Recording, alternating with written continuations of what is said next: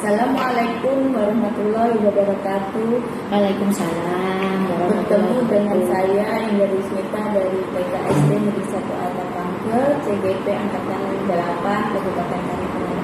Di sini saya tidak sendiri, ditemani oleh Ibu Nofridawati, guru kelas B1 sekaligus guru sentra seni dan kreativitas di TKSD Negeri 1 Pangkal. Assalamualaikum Bu Ida. Waalaikumsalam warahmatullahi wabarakatuh. Apa kabarnya hari ini Bu? Alhamdulillah sehat selalu. Bu Indah di mana? Alhamdulillah saya juga Bu Ida. Alhamdulillah. Baik Bu Ida, percakapan kita hari ini itu adalah percakapan pra-observasi sebelum nanti saya melakukan observasi terhadap kaus Bu Ida.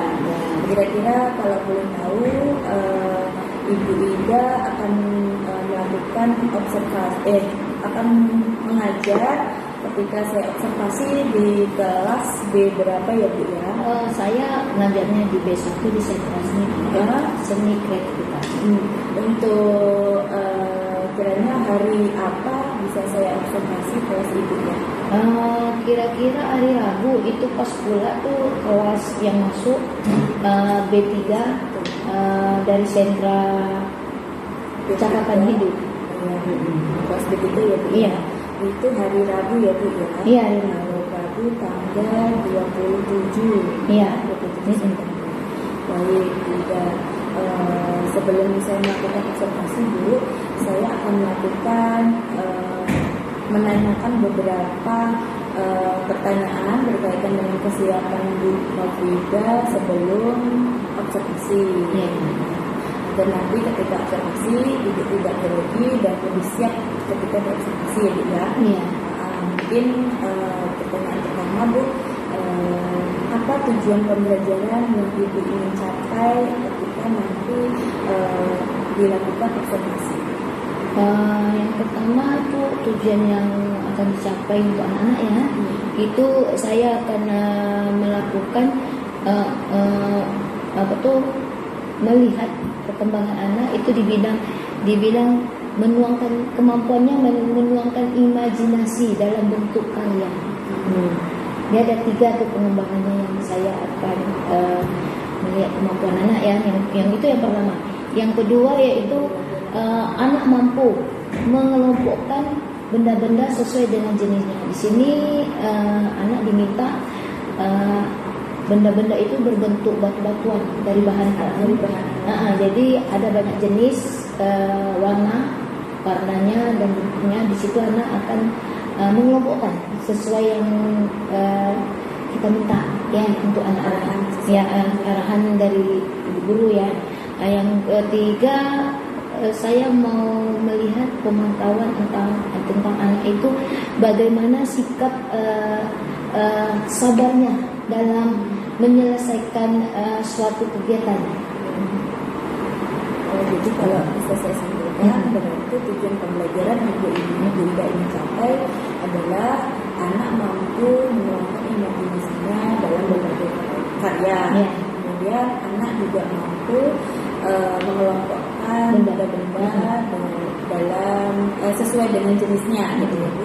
Terus yang ketiga, anak mampu bersabar ketika mengerjakan tugas yang diberikan oleh guru. Iya, gitu ya Bu. Ya betul.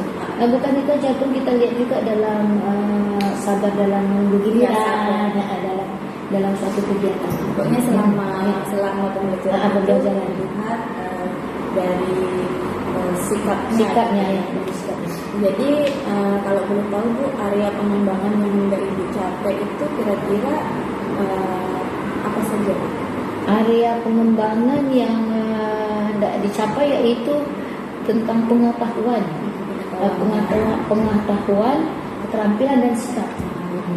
Berarti ada tiga area, yaitu pengetahuan, keterampilan dan sikap.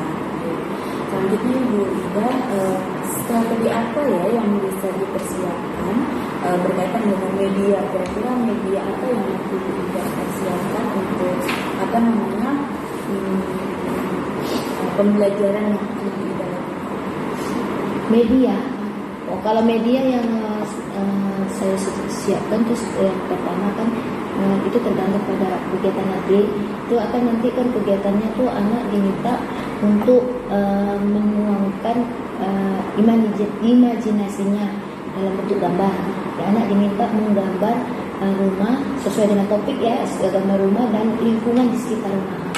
Jadi setelah bersedia medianya tuh seperti kertas, pensil dengan penghapus. Saya memang tidak minta untuk diwarnai, cuma mau melihat bentuk gambarnya. Ya, jadi dalam gambar itu anak-anak bisa bercerita, bercerita tentang hasil gambar yang dibuatnya. Yang kedua, kegiatan yang kedua yaitu anak mengelompokkan batu-batuan. Batu-batuan itu sesuai jenisnya, ada yang berwarna, ada yang warna alami, ada warna.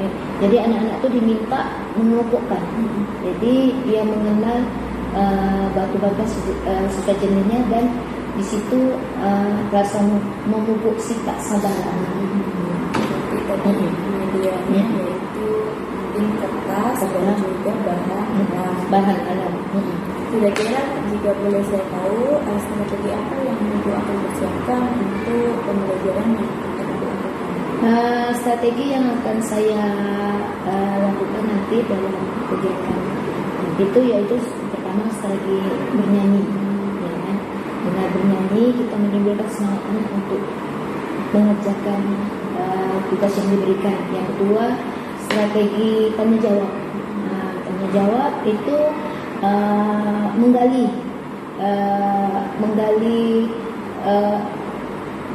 ke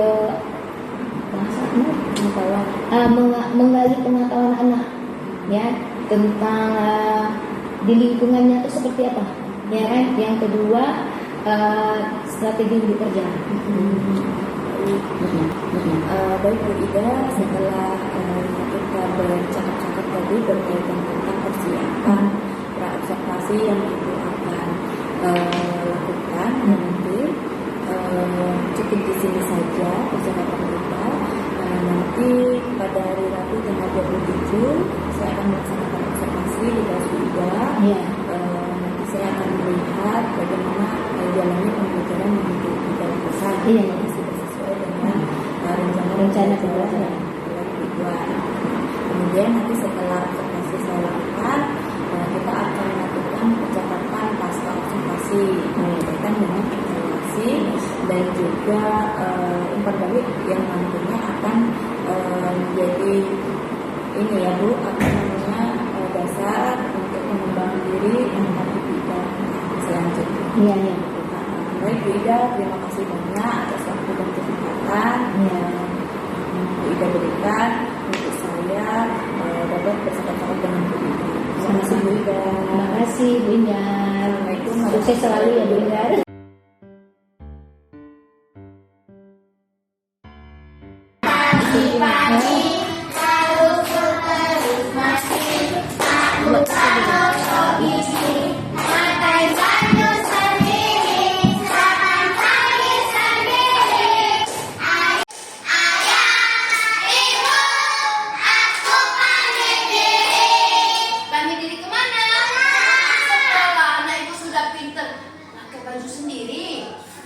Jadi sarapannya pakai sepatunya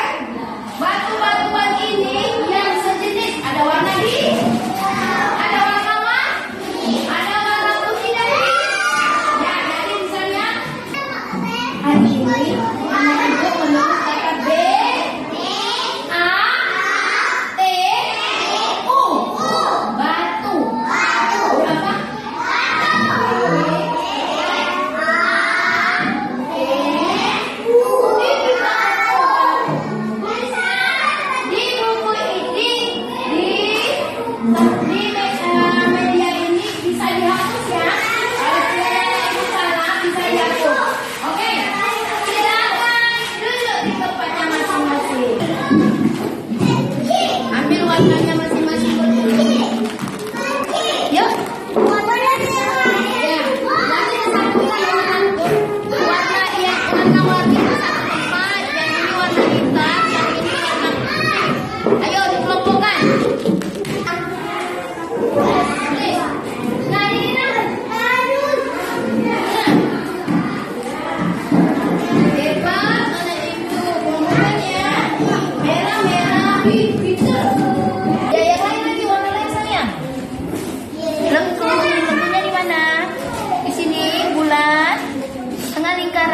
Ya, ke bawah. Ya, ininya kalau ini kartunya sayang. Ini hapus. Bisa dihapus ya. Bagus. Bagus. Lagi ke bawah. Ya. Depan. Pulang.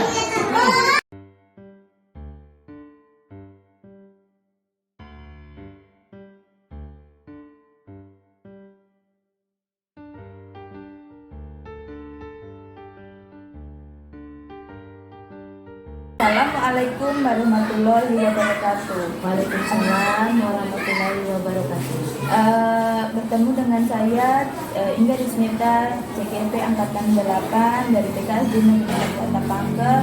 Pada hari ini saya ditemani oleh Ibu Novida Wati dari TKS Negeri Kota Pangkep. Beliau sebagai guru kelas D1 sekaligus sebagai guru sentra seni dan kreativitas.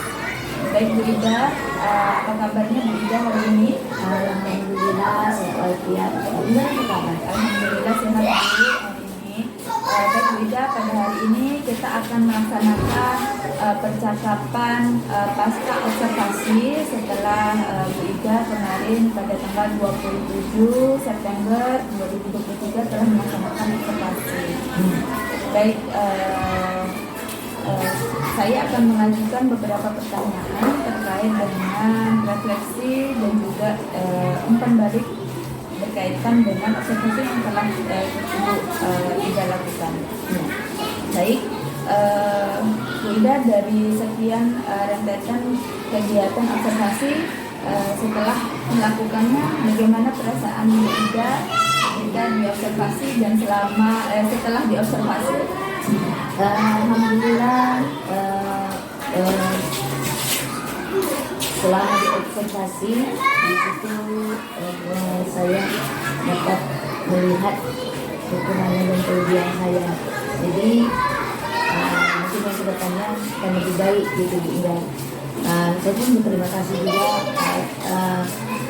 setelah adanya guru CDP baru kita tahu bahwa pembelajaran itu tentu ada yang guru yang mengajar anak itu tentu ada menilainya. Jadi kita pun tidak tahu selama ini kekurangan kita, kelebihan kita.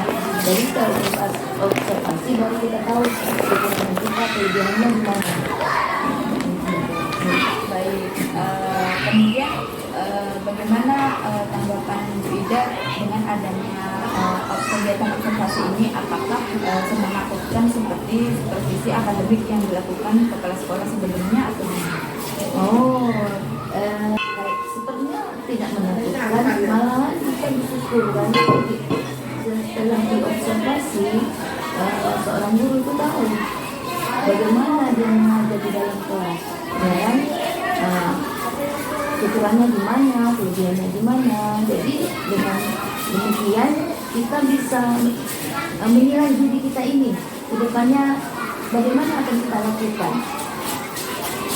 Setelah kita melakukan observasi di kelas Ida, saya melihat bahwa dari rentetan kegiatan pembukaan, inti, kemudian penutup itu sudah sesuai dengan RPP. Kemudian juga kegiatan apresiasi yang Ida sampaikan ke anak-anak itu sangat menarik sekali sehingga membuat anak-anak termotivasi dan juga semangat untuk belajar, gitu ya Bu. Menurut Bu Ida, ada hal-hal yang dirasa kurang dari kegiatan pembelajaran yang Ibu Ida lakukan. Boleh kita sharing Bu Ida? Ya, boleh. kalau yang namanya kurang itu pasti dalam kita menyajikan suatu pembelajaran kepada anak itu pasti ada kekurangan. Tapi seperti salah satunya itu saya mungkin selama ini kan tidak bisa dengan pengajian kepada anak kan. Dalam pengorganisasian anak tuh nampaknya saya tidak melihat berdasarkan minat anak, profil belajar anak dan gaya belajar anak. Disitulah kekurangan saya. Jadi setelah diobservasi saya belajar lagi, ya kan? Bagaimana nih pembelajaran saya seperti itu kan? Jadi saya lihat dan belajar lebih lakukan mereka belajar bahwa pengorganisasian anak itu sesuai dengan minat anak. Jadi kedepannya saya akan memperbaiki. Jadi tadi ini kekurangan dari kita ya. Kemudian dari kekurangan itu tentu ada kelebihan juga. Saya mungkin menurut Bu Ida sharing apa sih kelebihan dari pembelajaran yang telah Ibu Ida lakukan? Kalau kelebihan saya itu pendapat saya ya, tapi nggak tahu pendapat guru-guru lain. Kalau kelebihan saya tuh sebelum saya memberikan pembelajaran kepada anak, belajar sambil bermain, saya mengambil hati anak dulu, membuat anak itu gembira, ceria, semangat, baru saya memberikan pembelajaran sesuai dengan program pembelajaran yang saya buat. Yang pertama, yang kedua, saya tuh melihat dalam kegiatan itu, kegiatan pembelajaran tuh harus berpusat kepada anak, gitu. Jadi pembelajarannya tuh menyenangkan, ya, menggunakan media-media yang mudah didapat, ya kan, yang sesuai dengan usia anak, gitu kan. Jadi itu menjadi kelebihan dari Bu Ida ya. Menurut saya juga seperti itu yang saya amati kemarin. Kemudian dari sekian kegiatan yang telah dilakukan bersama dengan anak, apakah menurut Bu Ida tujuan pembelajaran yang telah dituangkan dari KPP sudah sesuai dengan kegiatan yang Ibu laksanakan? Apakah sudah target gitu? Sudah. Sudah. Jadi sebelum kita memberi pembelajaran kepada anak, kita lihat tujuan pembelajarannya dulu. Tujuan pembelajaran apa yang akan dicapai anak. Jadi kegiatan yang saya berikan kepada anak itu sudah sesuai dengan tujuan pembelajaran. Ya, menurut observasi saya sudah sesuai juga. Kemudian dari tadi kita bicara tentang kelebihan dan kekurangan. Kemudian Bu Ida juga telah menyebutkan kekurangan. Kemudian apa langkah selanjutnya untuk Bu Ida ke depannya dalam menanggapi kekurangan Bu Ida agar nanti kemudian hari kegiatan pembelajaran yang Bu Ida akan lakukan itu akan semakin meningkat. Ya, disitulah setelah diobservasi, kedepannya saya akan lebih belajar lagi tentang pembelajaran diferensiasi. Ya, berdiferensiasi. Berdiferensiasi, yaitu di platform Merdeka Belajar kan bisa kita belajar kan, atau di Google boleh juga kan. Tapi kebanyakan kalau pembelajarannya saya sering suka lihat di PNN. Ya, kemudian apa ada lagi kemungkinan untuk pengembangan diri lagi tidak? Ada, maksudnya tuh saya akan bekerja sama dengan teman sejawat, bertukar pengalaman tentang pembelajaran untuk anak-anak, belajar, dan pokoknya terus belajar lah. Tentang kekurangan saya ini, saya harus terus belajar. Berarti itu nanti ke depannya juga akan dilakukan kolaborasi dengan teman sejawat, kemudian terus belajar dan belajar, terutama dengan menggunakan PNN. Baik juga, terima kasih atas waktunya hari ini dan percakapannya untuk pasca observasi. Alhamdulillah dari kegiatan observasi kita juga bisa melihat pembelajaran Bu Ida secara dari awal sampai akhir. Kemudian juga kita sudah menemukan juga kelebihan dan kekurangan Bu Ida. Kemudian juga dengan adanya observasi ini, mudah-mudahan kita juga dapat meningkatkan kualitas pendidikan di sekolah kita ya Bu Ida ya. Iya Bu Ida, betul Bu Ida. Baik, terima kasih Bu Ida. Saya akhiri percakapan kita hari ini. Assalamualaikum Bu Ida. Waalaikumsalam, terima kasih Bu Ida.